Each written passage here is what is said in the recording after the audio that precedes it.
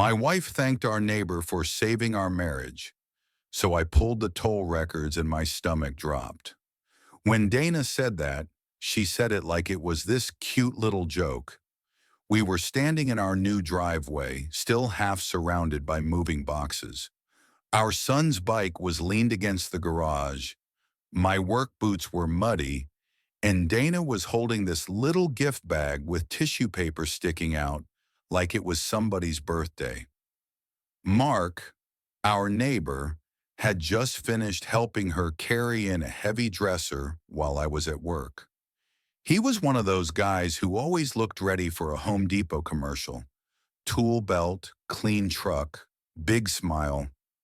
Dana handed him the bag and said, loud enough for me to hear from the porch, "Seriously, thank you. You're basically saving our marriage." I froze. I literally stopped halfway through unlocking the front door. Mark laughed, kind of awkward. "Ah, it's nothing. Happy to help." Dana kissed me on the cheek like normal and walked inside like she hadn't just said something insane. I told myself I was overreacting. We just relocated for my job. New town, new school for my kid, new everything, stress. She was probably just being dramatic. But something about the way Mark's face changed for a split second, it didn't match the joke. And I know how this is gonna sound, but if you've ever had your gut drop for no clear reason, you know what I mean. Me and Dana were in our second marriage. Blended family. I brought my son, she brought her daughter. We weren't perfect, but we were trying. We'd even been talking about trying for a baby together once we got settled. So hearing saving our marriage from her mouth to another man in our driveway, it hit different. That night I didn't yell. I didn't accuse. I just watched. Dana was extra upbeat, too upbeat. She made dinner like it was some sitcom night. Hamburger helper, the cheap kind, like we were broke teenagers again. She kept touching my arm when she walked by. She kept saying, "We're going to be okay here." I waited until the kids were in bed. I sat at the kitchen table staring at a pile of mail with our new address printed on it. Dana poured herself a glass of wine and said, "You've been quiet." I shrugged, just tired. And right there, I should have said something. But I didn't want to be the insecure guy. I didn't want to be the dude who ruins a marriage because his wife made a dumb comment. So I went to bed and stared at the ceiling fan for like an hour. If you've ever had that moment where something feels off but you can't prove it, tell me what you did. Seriously, because I handled this in a way I never thought I would. And yeah, subscribe if you want more real stories like this, because I swear I'm not making any of this up. Here's the thing that made it worse. Dana started doing these family issues visits.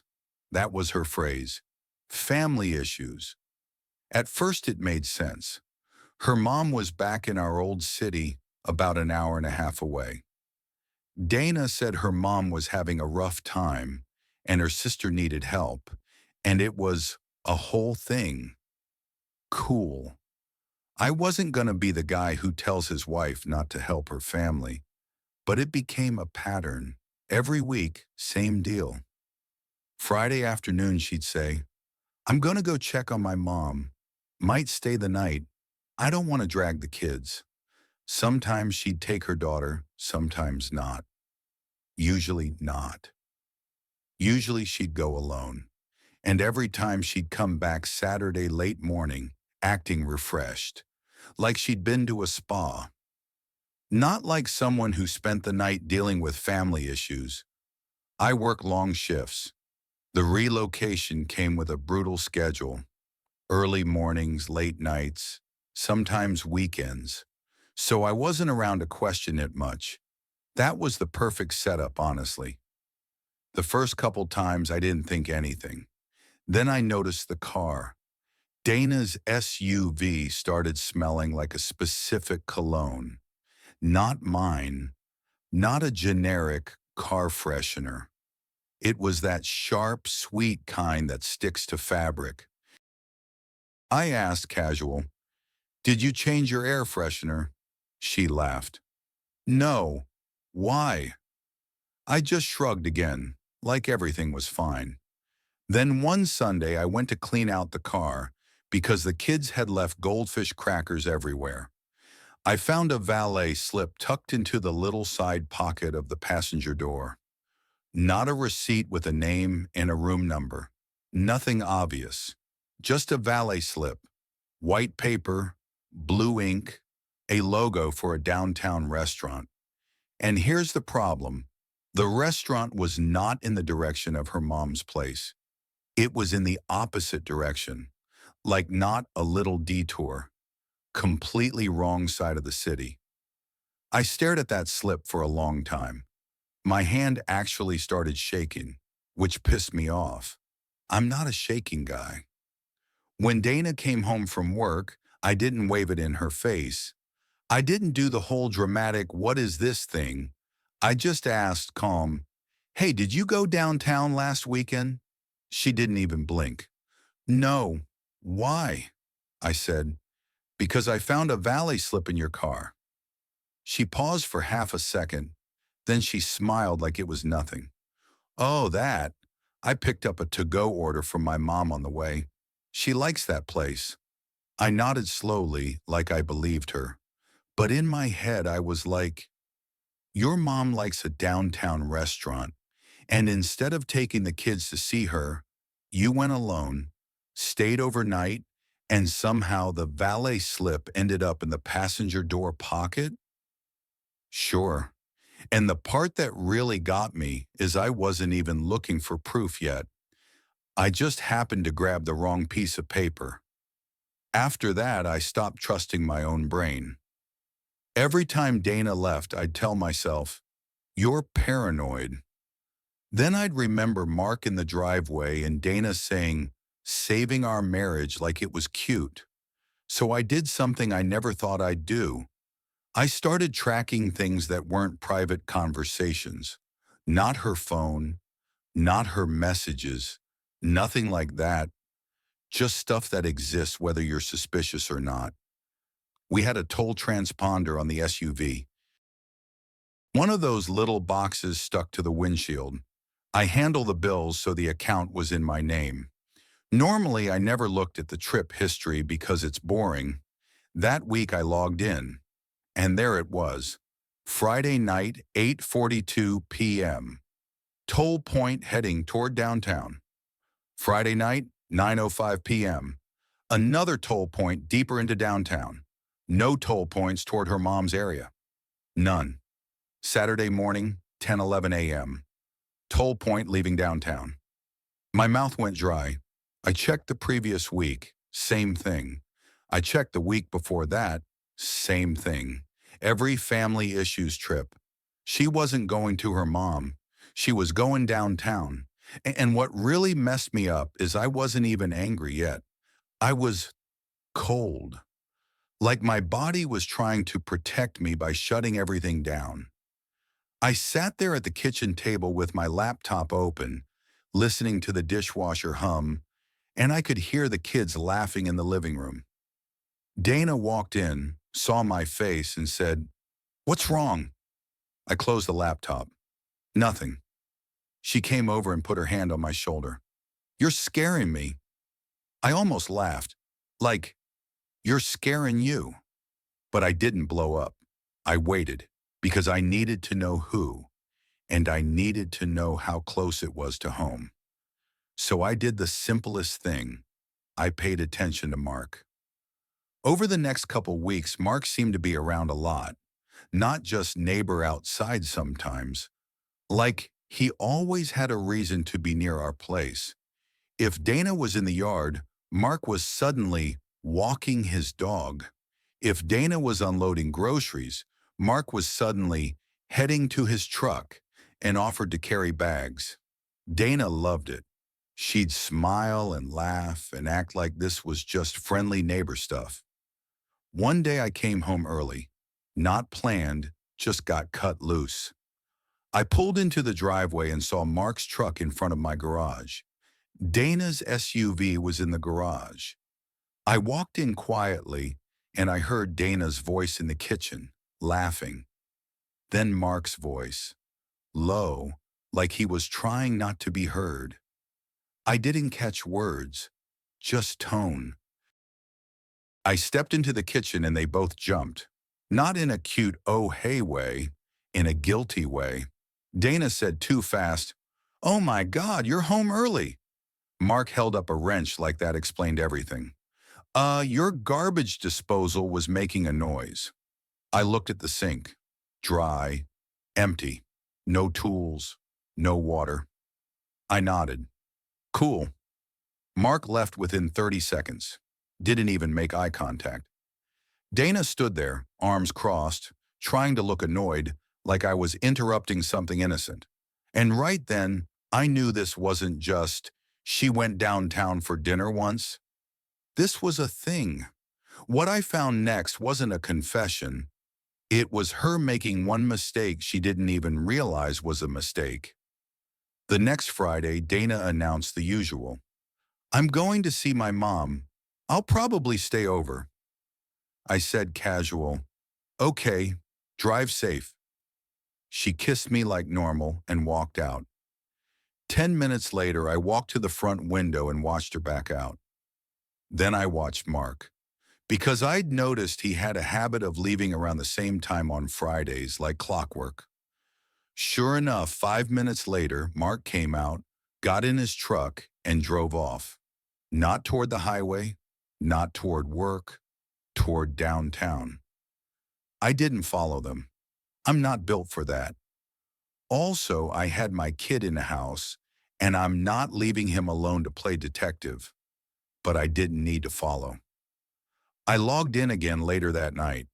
The toll hits were already showing. Donna's SUV went downtown at 8:41 p.m. Mark's truck, I couldn't track, obviously, but I didn't need to, because an hour later, Donna's SUV moved again. Just a short jump, like from one garage to another. That matched the valet slip pattern, and suddenly her family issues story became the stupidest lie I'd ever heard. Saturday morning, she came home around 11 o'clock. Same as always.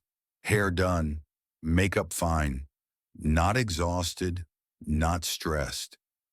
She walked in and started talking like nothing happened. "My mom's doing better." It was a lot. I nodded and said, "Okay." She paused. "Why are you being weird?" I looked her in the eyes and said, calm, "Where did you sleep last night?" She scoffed. "At my mom's." I said, "Which street?" She blinked. "What?" I kept my voice even. "Which street is your mom on?" Dana stared like I'd asked her to do math. "Why are you quizzing me?" I said. "Because I know you didn't go there." Her face changed. Not anger first, fear first. Then she tried to turn it into offense. "Wow, so you don't trust me now? After everything we've been through?" I didn't take the bait. I just nodded once. "Correct." She laughed sharp. "What, you think I'm cheating?" I said, "I don't think.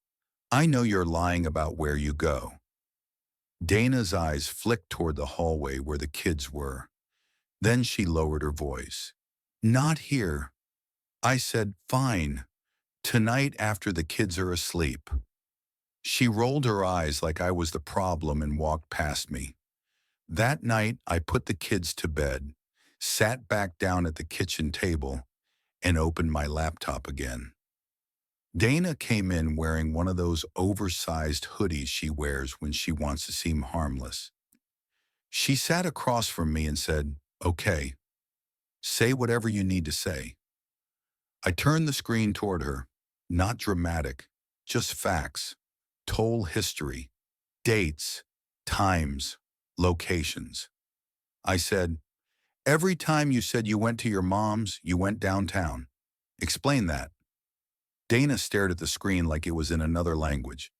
Then she did exactly what I didn't expect. She didn't cry. She didn't apologize. She got angry. "That is such a violation," she said. I actually laughed once, like a short, confused sound. "It's my toll account." "That's not the point," she snapped. "You're tracking me." I leaned back. "You're lying to me." She crossed her arms.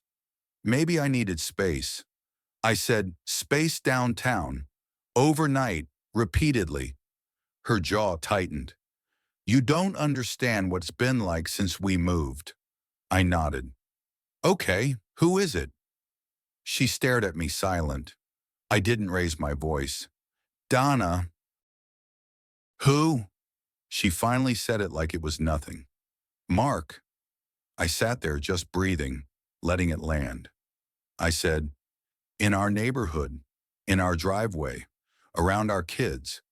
Dana's eyes flashed. "Don't make it sound." I cut her off, still calm. "It sounds like what it is." I thought the worst part was hearing his name, but then she tried one move that made me realize I couldn't stay another week. She leaned forward and said, "You've been distant. You're always working. I was lonely." I nodded slowly. "So you slept with the neighbor?" She flinched at the bluntness. "I didn't say that," she said. I just stared. Then she tried to flip it. "You're not exactly easy to live with. Your son is—" I stood up so fast my chair scraped the floor. Not to yell, just to end it. "Don't," I said low. "You don't get to drag the kids into your choices." She went quiet. I walked into the bedroom, grabbed a duffel bag and started throwing clothes in it. Socks, work shirts, whatever. Dana followed me. "Where are you going?" I said. "I'm setting boundaries before this gets uglier." She laughed like I was being dramatic. "You can't just leave." "I can," I said. "And I am." I didn't go to a buddy's house. I didn't have one in the new town yet.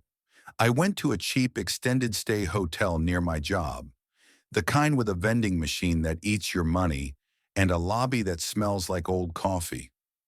I sat on the edge of the bed and just stared at the wall. The next morning I made calls. I opened a new bank account in just my name. I moved my direct deposit. I called a lawyer and asked what I needed to do to protect myself financially in a blended family situation. Not revenge, not drama, just protection. Because I knew how these things go when emotions take over. Dana texted me nonstop. Not apologies, questions. "Are you serious? Where are you? You're really doing this? You're tearing this family apart." That last one made my hands shake again. The nerve. I went back to the house that afternoon to pick up my son's school stuff. Dana wasn't there. Her daughter was at a friend's house. Mark's truck was parked across the street. I didn't march over. I didn't confront him. I didn't do the tough guy thing. I just took one photo of his truck sitting there, like he owned the place. Then I went inside, got my son's backpack, his soccer cleats, the little binder with his spelling words, and I left. On the way out, I saw the gift bag Dana gave Mark still sitting on the entryway table. Tissue paper crumpled. A cheap bottle of whiskey inside. "Saving our marriage." Yeah. A week later, Dana finally tried to act sorry. She said she wanted to work on it. She said she ended it with Mark. I didn't argue, I didn't debate. I said, "Show me how you ended it." She froze. I said, "Not your phone, not messages. I don't want to see any of that. Just tell me, when was the last time you went downtown?" She tried to answer fast, then stopped, then changed the date, and that was it. I realized the truth wasn't just that she cheated. It was that lying had become her normal. So I kept it simple. I told one key person, her mom, not to humiliate Dana, not to blow up her life, because her mom was being used as the cover story. I called her mom and said, "I'm not asking you to take sides. I just need you to know Dana hasn't been staying with you. I checked the toll records. I'm separating finances and speaking to a lawyer." Her mom went silent for a long time and finally said, "Oh my God." That "oh my God" told me everything. She had no idea. Dana lost it when she found out. She called me screaming that I embarrassed her. I said, "Calm. You embarrassed you. I just corrected the story." The twist is, I didn't catch her with a phone or a confession. I caught her because she picked the one cover story that had a paper trail. It's been months now. We're still sorting the legal stuff, still sorting custody schedules, still figuring out what family even means when it gets cracked down the middle. But I'll tell you what changed in me. I stopped needing her to admit anything in the perfect way. I stopped chasing closure like it was something she could hand me. I had enough facts, enough patterns, enough proof to trust myself again. And Mark, he avoids me like I'm a cop, which is funny because I never threatened him. I never even spoke to him after that day. I didn't need to. The toll records told me where my wife was going, and her face told me why. If you're listening to this and you've got that gut feeling right now, I'm not telling you to become a paranoid psycho. I'm not telling you to spy. I'm saying pay attention to what doesn't require spying. If someone's story keeps changing, if the details don't line up, if the same emergency keeps happening at the same time every week, don't ignore that, because I ignored it longer than I should have. And I let a neighbor park himself inside my life while I was trying to be the understanding husband. Never again.